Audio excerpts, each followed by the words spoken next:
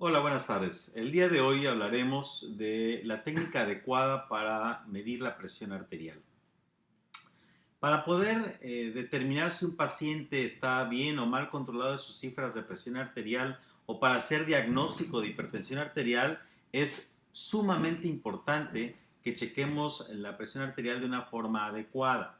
Es lamentable que en muchas ocasiones, incluso algunos compañeros, ya sea del área de enfermería, del área de medicina o de algunos servicios paramédicos, no tienen una técnica adecuada para la toma de presión y esto pues, se refleja en un subdiagnóstico de pacientes hipertensos o en un subregistro del adecuado control de los pacientes con hipertensión arterial.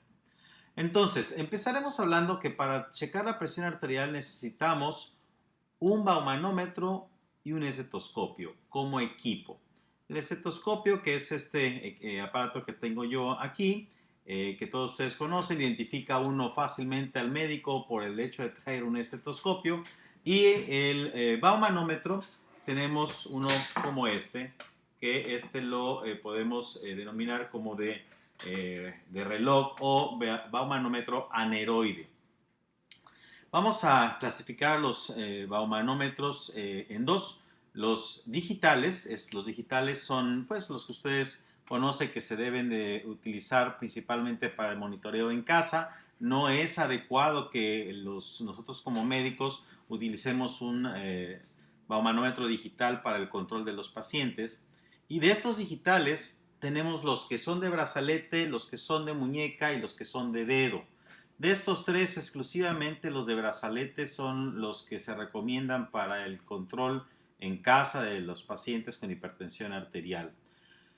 Eh, Sin embargo, también dentro de los mismos equipos electrónicos hay que tomar en cuenta que existe cierta variación, ya que cuando se mueve el lugar donde está el equipo localizado, incluso si se toman presiones arteriales consecutivas con diferencias de 5 minutos de cada una, les pueden dar registros diferentes y por eso es que no es una presión que nos ayude o un aparato que nos ayude a poder saber ciencia cierta cómo está la presión arterial del paciente.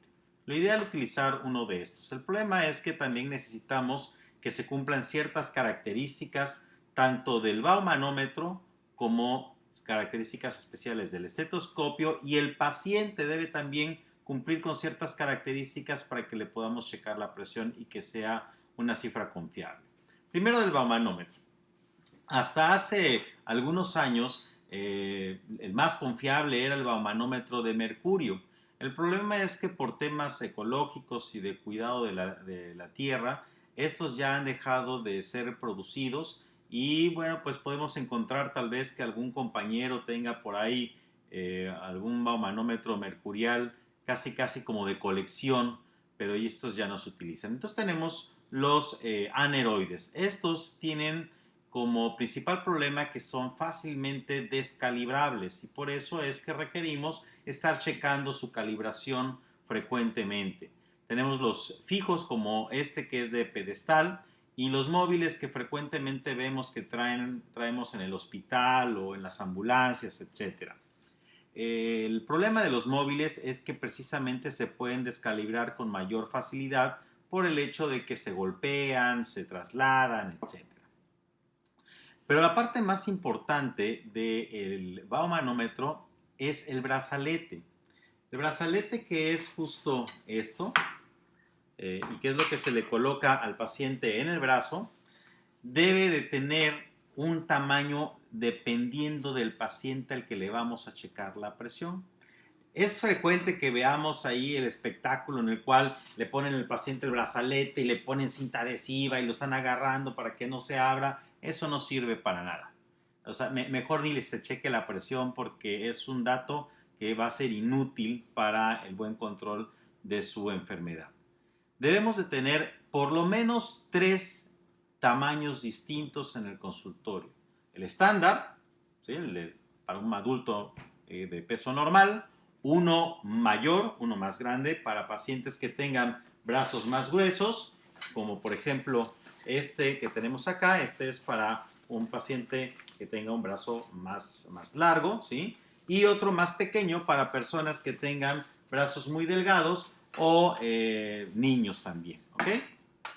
Muy bien. Segundo, el estetoscopio debe tener ciertas características también.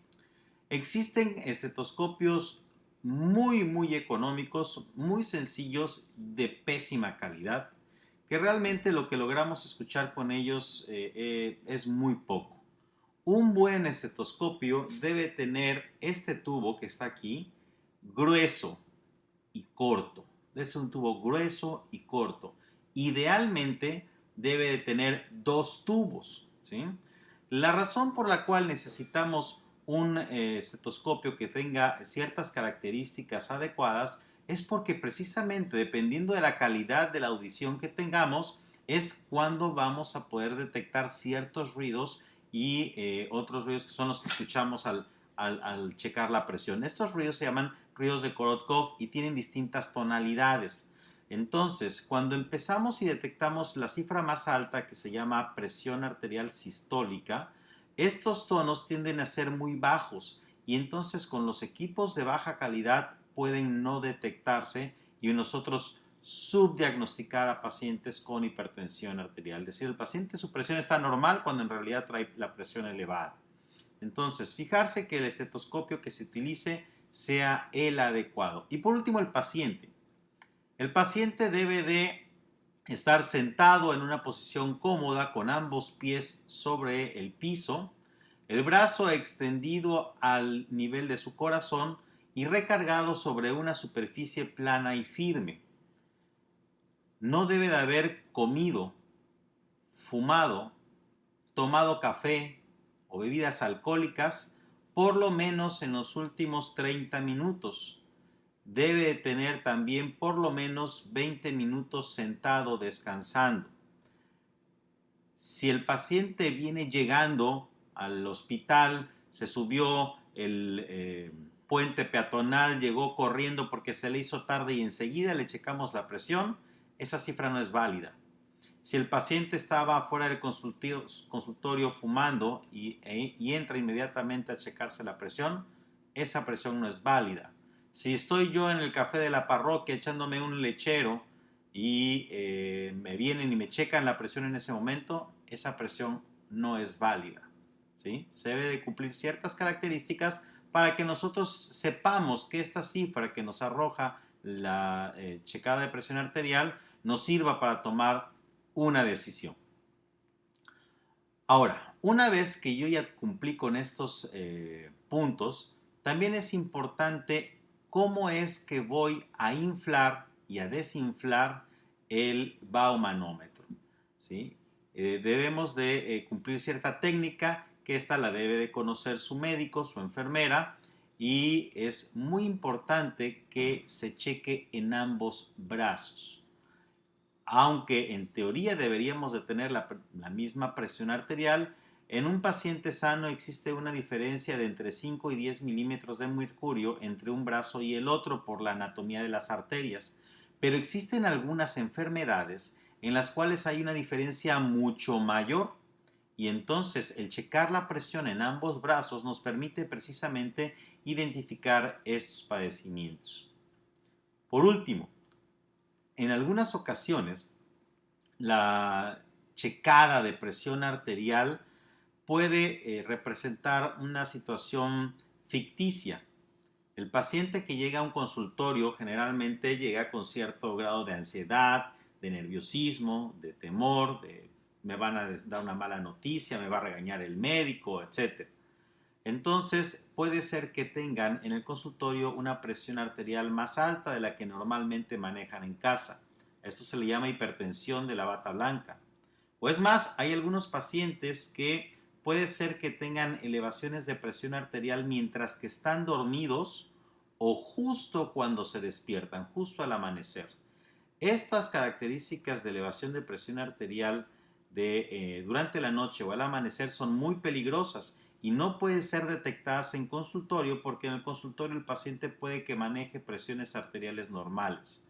Para estos casos, en el caso de la bata blanca o de los que se denominan racers, que es a que elevan la presión arterial en la noche.